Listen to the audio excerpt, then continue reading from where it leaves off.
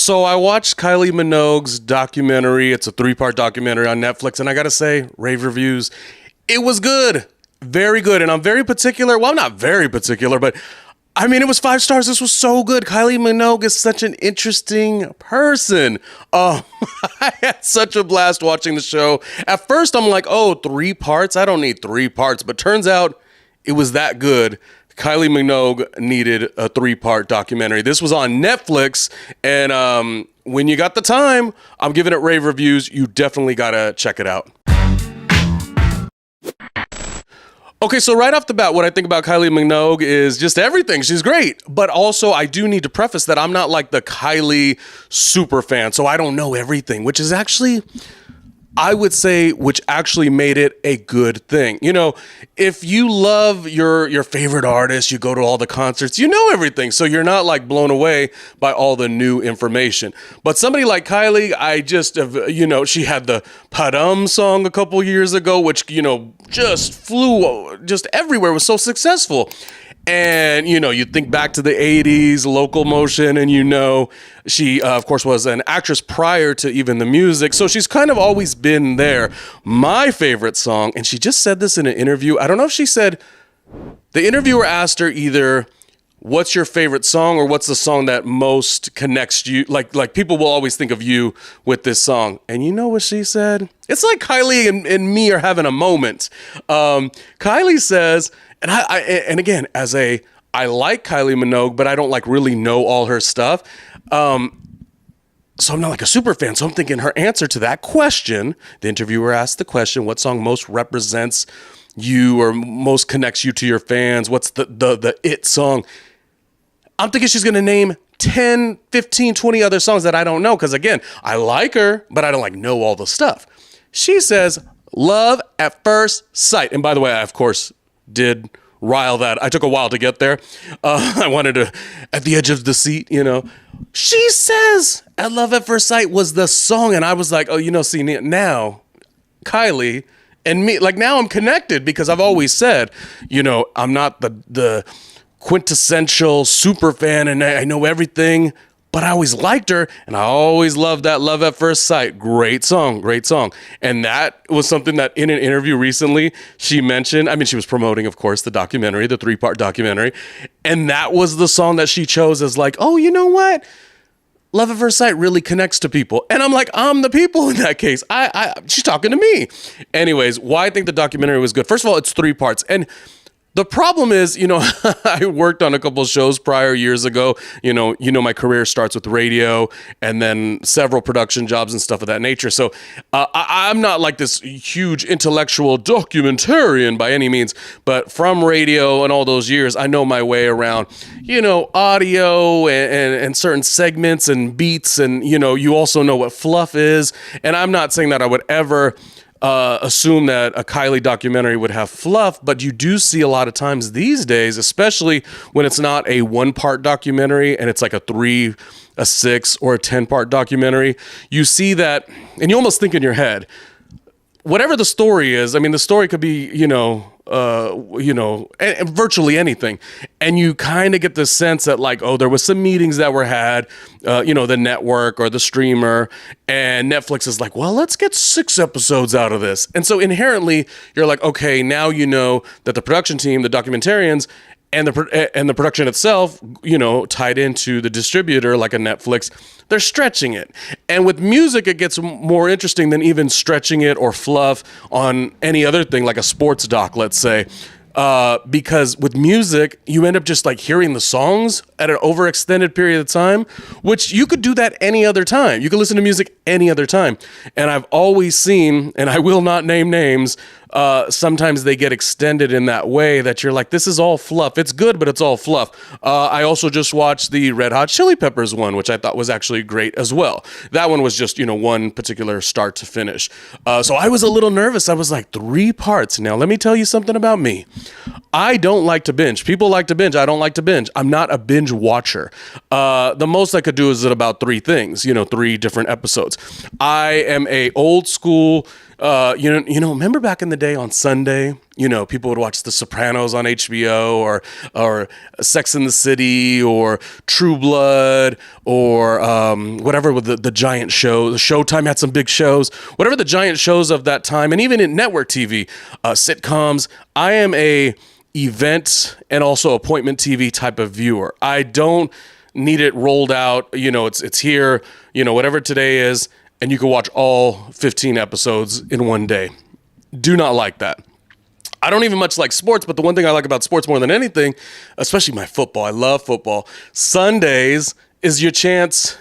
Well, they of course added Monday for a while, but like Thursday night football. But my point is, I like a more appointment-based viewing. So I say that to say I'm not a binge watcher. And so I see the 3 episodes. I says, well, this Kylie doc better be good. And it was. It was so good. It was so entertaining. Now, a couple quick notes on what I enjoyed about it. First of all, I love that Danny, her sister, Danny Minogue, was so instrumental in it as well. There was just such a sense of, again, I've always known Kylie's work and you always knew Danny, but also like them together and this family support. So here are the things that and I'm saying, I feel almost embarrassed. I'm like a fair weather, bandwagoner Kylie Minogue fan, but not in a bad way. But I always recognize that because if I like something, I am always like, you always get that sense of like, we are the super fans. We are the ones, we're not bandwagoning, kind of like the sense of, they make the joke, the New York Knicks had not been in the finals for such a long time. So, we're talking years and years and years and years and even more years of like, if you're a New York Knicks fan, it's you on your own for the most part, because the team is not going to win. And then Jalen Brunson and Josh Hart and everybody, it's like the team is really gelling and becoming something. And so like, you'll look at a person with a New York hat or t-shirt and you're like, okay, you're on the bandwagon. Like you weren't really in the trenches with us, as far as support. And so like, I am always very aware of like, okay, just being a fair weather or a bandwagoner to anything. So I'm like, respect. But Kylie was just, again, somebody I always knew, but I didn't know all the stories. So to get all these stories, to see all these things, and the way that it was expressed and done, documentary-wise, the beats, the timing, the slowness that was necessary. A lot of times, again, this is more how I feel because I worked in radio, so that I respect time and space a little bit more. I know now everything needs to be like boom, boom, boom, boom, which I can't stand. I can't stand a vertical clip unless it's good, but it's very rare. And I always prefer stuff like this. We talk for an hour. Hey, let's talk. Let's talk for 30 minutes. Let's talk for 15 minutes. Let's talk for an hour. I don't want 15 little stats like boom, boom, boom, boom. Your mind doesn't get to marinate with the story. You don't get to really like express and understand the thing. So I'm much more long form content as a person who has always created through radio and also as I consume things. So it was, it sounds like it's a bad thing. It was slow. The pacing was warm. Everything was so great. Again, so I'm kind of, as I'm watching, I'm like seeing this level of like, the stuff you knew she was an actress, but you didn't know the little details. You forgot, or I forgot, because Kylie Minogue was, they would make little examples sometimes. Like, oh, she's the Madonna of Australia. You would kind of know about her, but you wouldn't really know everything unless you were like a super fan. And I was not, but I always liked and respected her. And then I'm like, oh, so she had a really difficult time of that time to transition out of like, you are an actress. Now, who do you think you are singing?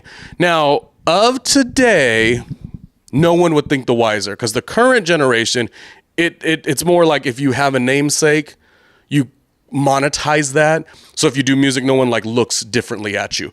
But as somebody over 35, over 40, over 44, that era was like that. People were very serious. I mean, the creative teams, the executives or whatever, they were very serious. They didn't want to ever insult the audience. Like, oh, just because this person is a star here, she can't sing, but I'm not saying Kylie. She or he can't sing. We're just going to like hawk an album. It got through the cracks, Milli Vanilli.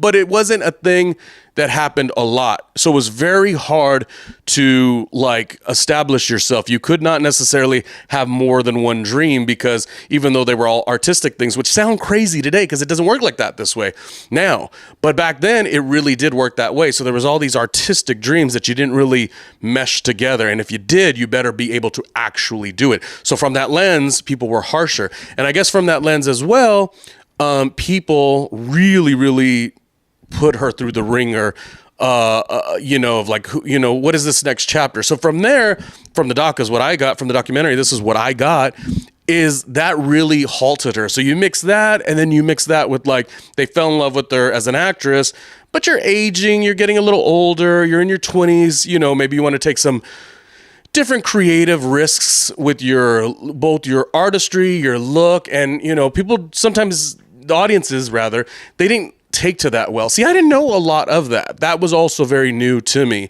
And so you're starting to see that. You're seeing this wonderful, there's a couple romances she talks about, but like this, everything with INXS, the lead singer INXS, with Michael Hutchins, that to me was like, now I'm like, I want more. I could have had a 3-part documentary on Michael and Kylie's relationship, because that to me was like such an incredible portion of that. Most importantly, she says a little thing at the end, or in the middle rather, but where it was like, he was my first of so many things.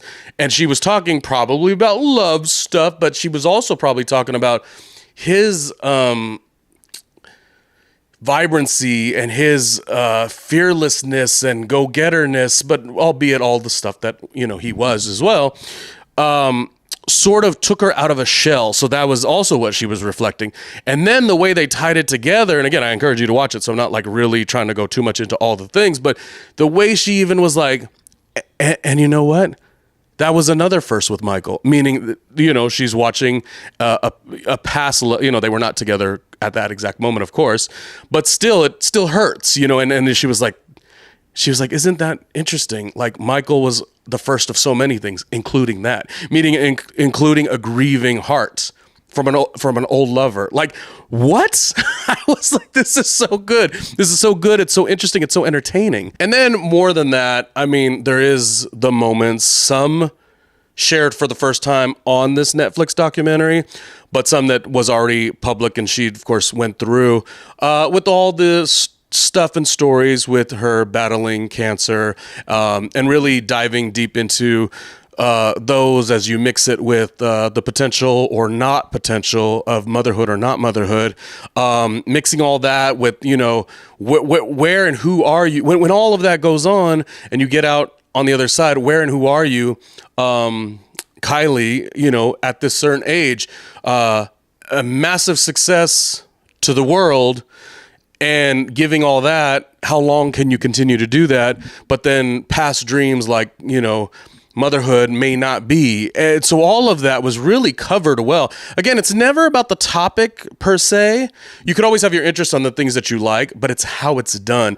I'd like to say, like, again, because I worked in radio and production, I'd like to say I tell story in a little bit of a different way too. I'm always getting told, like, you're too winded, you're too long, but it's like, I'm trying to get to the stuff. Let's get to the stuff. I want more. I feel like we've got this zest that we could really dive into, and oftentimes to just like, make it like faster, quicker, more palatable, palpable, easy digestible.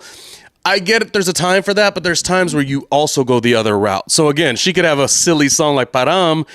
Great. It did well. People were shaking their ass to the song, But then there's other times where you as a person and as a viewer, as a consumer of this work, you want more. Like, that's what I think. I feel like I always want more. Anyways, 3 documentary parts were good enough. It was done well, and it's made me much more of a Kylie Minogue fan than I already was. I learned so much about her. Again, I imagine even if you were a super fan, like you knew a lot of it, but it was still done so well. But as me, somebody who like was a fair weather, like I love her, I like her, she's great.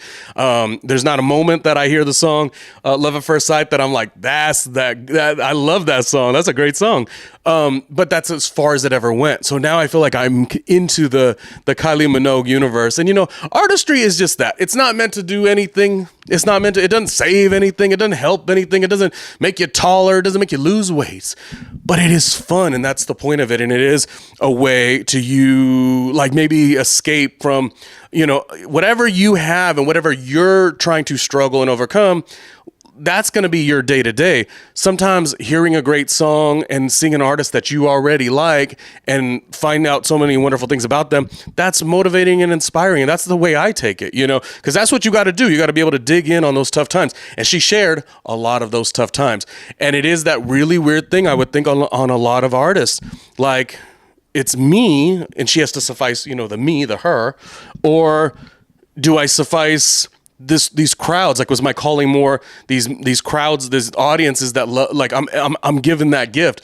Why not give that? If you're given that gift, why not give that to the audiences and make people happy? She was around and fought for people in the early part of her career because she wasn't always received, and I love that part of it too. Like, she went up for crowds and communities that maybe like she was received early on at times that she wasn't received at this mass appeal, and there's just such a connection even with that. I'm just telling you, like, it's time for me to go get a Kylie Minogue concert ticket and have the time of my life, because it sounds like she is just so intriguing, and I want more and more and more. Anyways, go check it out on Netflix. Lots of wonderful parts. If you like the 90s nostalgia. What was she wearing? There was like a little fashion moment too. It wasn't Galliano, but it was one of the like 90s fashion moments, and she's right there with Michael Hutchins. And it's like, even if you want to watch the 3-part documentary for just even that, taking you back to 90s, like that era, even that's amazing. So check it out, and I would rate it 5 stars. I'm also encouraged to hear different viewpoints. Maybe it was 4 stars for you. Maybe it was 10 stars for you. We all like the art differently, but check it out on Netflix and support Kylie Minogue, because honestly, there's a lot of people that succeed. It's kind of nice to see people that succeed that seemingly have a good heart also.